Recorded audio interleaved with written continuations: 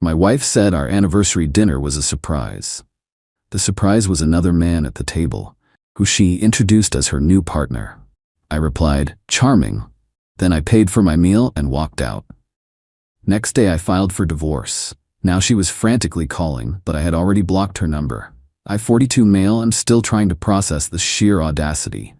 Our 15th wedding anniversary. Victoria, 40F, said she had a special surprise dinner planned. I was genuinely looking forward to it. We get to this fairly upscale restaurant, the kind you save for occasions. She's beaming. We're seated, order drinks. Then she says, "The surprise isn't just the restaurant, Nathan," and gestures to the entrance. In walks this guy, let's call him Austin, early 40s.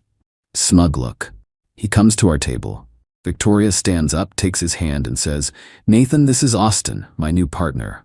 I swear, you could have heard a pin drop, at least in my head. Everything went quiet. I looked at Austin, then at Victoria, who was watching me with this expectant, almost challenging expression. New partner? Partner. I just paused, took a sip of water. Then I said, "Charming." Austin smirked. Victoria looked a bit thrown, like she expected fireworks, yelling, a scene. Maybe she even wanted it. I signaled the waiter, asked for the bill for my drink and my half of the appetizer we'd ordered before Austin the Magnificent arrived. Paid it. Cash. Put my napkin on the table. "Well," I said, standing up, "you two enjoy the rest of your debut, I guess." And I walked out. Didn't look back. The next morning I was at Miss Kelly's office, my lawyer. Papers were filed for divorce by lunchtime. Cause, irreconcilable differences, adultery, simple, clean. My phone started blowing up about an hour later. Victoria, voicemails, texts. Then her sister Janice started. I haven't listened to any of them. Blocked Victoria's number, then Janice's. What's there to say? She showed me everything I needed to know at that table. It's been quiet for a few days on the phone front. I guess they realized I wasn't picking up. I'm staying at my buddy Jesse's place. The silence is both deafening and peaceful. I feel strangely calm, like a switch flipped. The shock is there, sure, under the surface. But mostly, I'm just focused on the next step, dissolution. Update 1. Hey everyone. Thanks for the comments on my original post. A lot of you shared similar stories or just words of support. Appreciate it. It's weirdly comforting to know you're not the only one blindsided by a grenade in your life. So, an update. The quiet didn't last long. After a few days of silence, Victoria apparently figured out I wasn't going to engage directly, so she escalated. She couldn't reach my phone, so she started emailing. Long rambling messages. How I overreacted. How I was immature for just walking out and not talking it through. Talking what through? Her having a boyfriend she brought to our anniversary dinner? Seriously? She said Austin was a significant person in her life, and she wanted to be honest and upfront by introducing us. The sheer level of delusion is breathtaking. She actually wrote, "I thought you'd be adult enough to handle it, Nathan. We could have discussed a modern arrangement." A modern arrangement. LOL. No thanks. Then her sister, Janice, 42F, chimed in. Oh boy, Janice. She sent me a long, sanctimonious email. She found my work email, clever girl, about how Victoria is sensitive and going through a lot, and how I clearly never understood her needs. She also implied I was cold and distant, and that's why Victoria sought comfort elsewhere. Classic blame the victim stuff.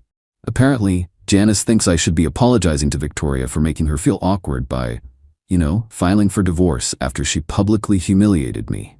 The entitlement is astounding.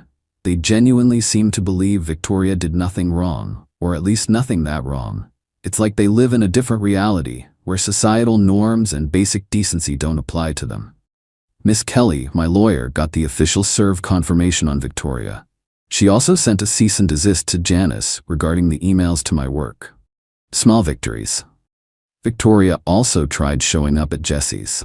He answered the door, told her I wasn't seeing anyone, and that all communication needed to go through my lawyer. She apparently threw a bit of a fit on his doorstep, something about me being cruel and hiding. Jesse just deadpanned. He's not hiding, he's moving on. You should try it. Then he closed the door. Gotta love Jesse. I had a brief moment of weakness last night. Stared at the ceiling, wondering if I missed signs. 15 years, man. It's a long time to be with someone. You think you know them. Then this. But the feeling passed. It's not sadness for her. It's for the time, the shared memories that now feel tainted. But mostly it's resolve. She made her choice. Now she deals with the consequences. I'm just making sure those consequences are fair and square. No direct contact from Austin, thankfully.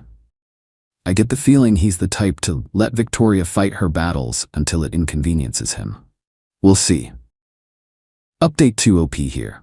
Things are escalating, as I kind of figured they would. The initial shock from Victoria and her cheerleading squad, mainly Janice, has morphed into full-blown entitled rage.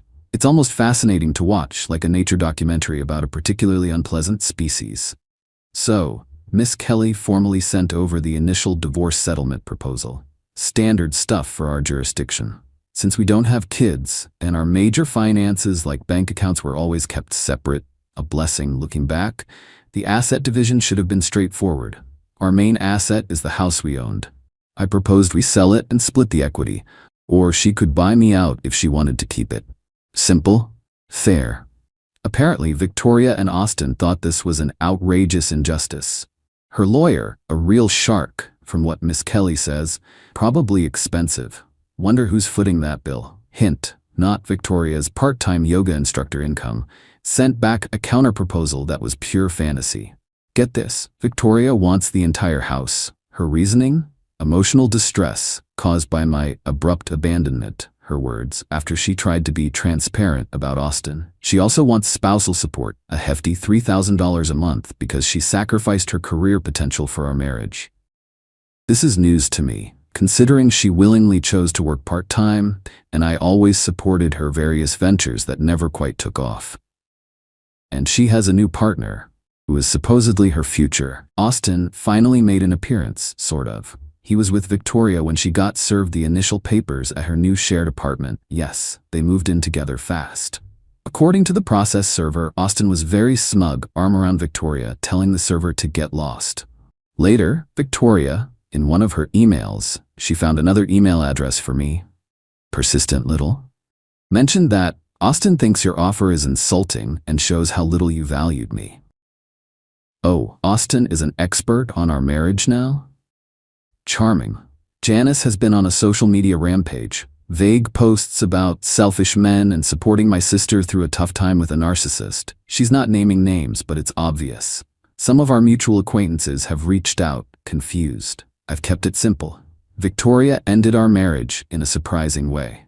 I've filed for divorce. All communication is through lawyers. I'm not playing her games. The dirty tricks have begun. Victoria is now claiming I was financially controlling, hence her wanting the house and support.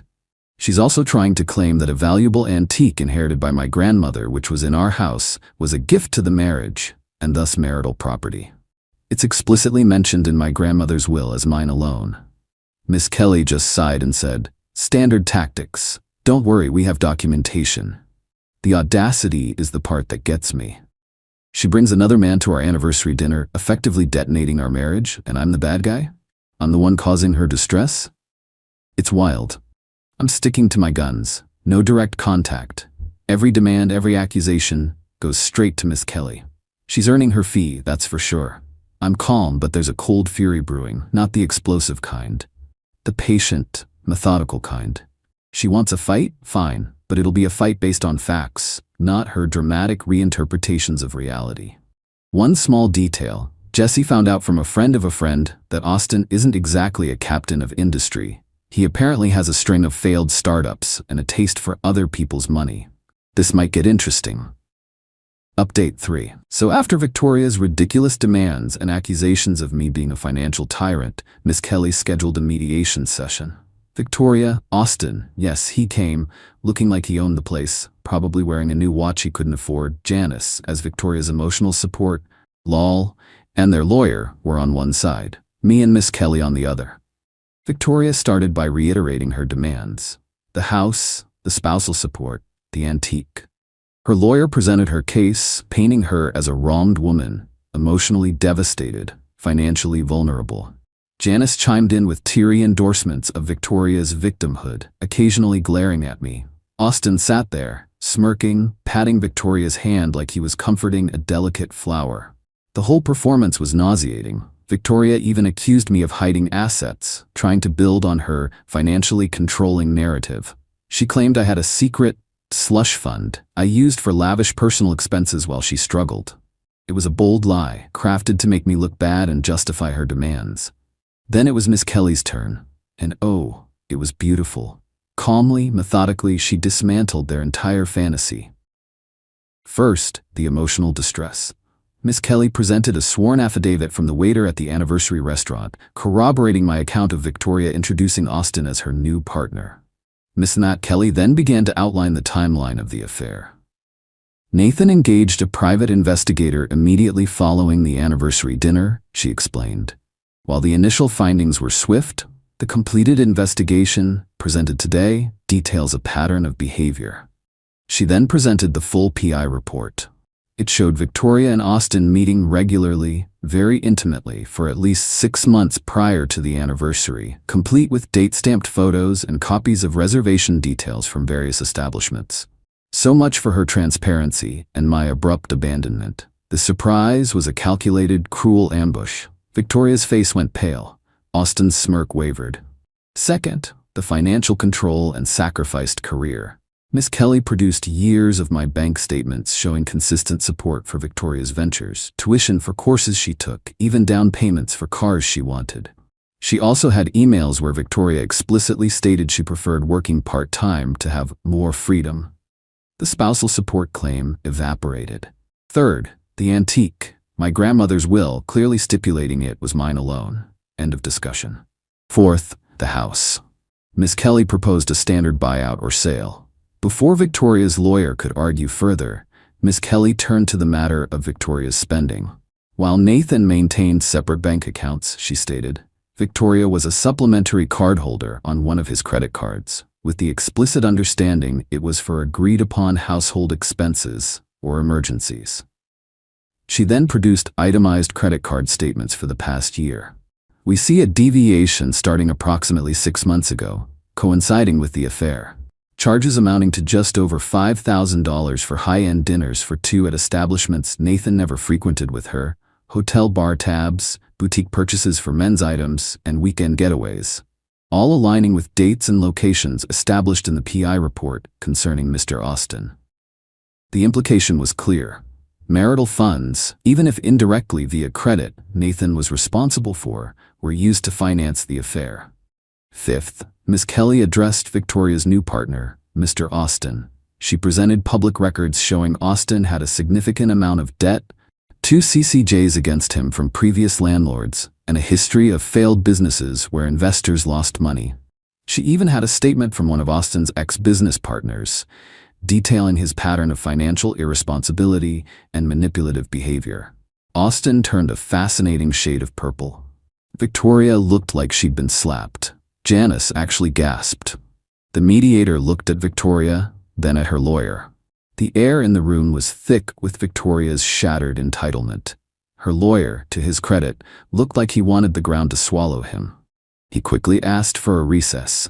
When they came back, their tune had changed. Suddenly, they were very agreeable to selling the house and splitting the equity 50-50.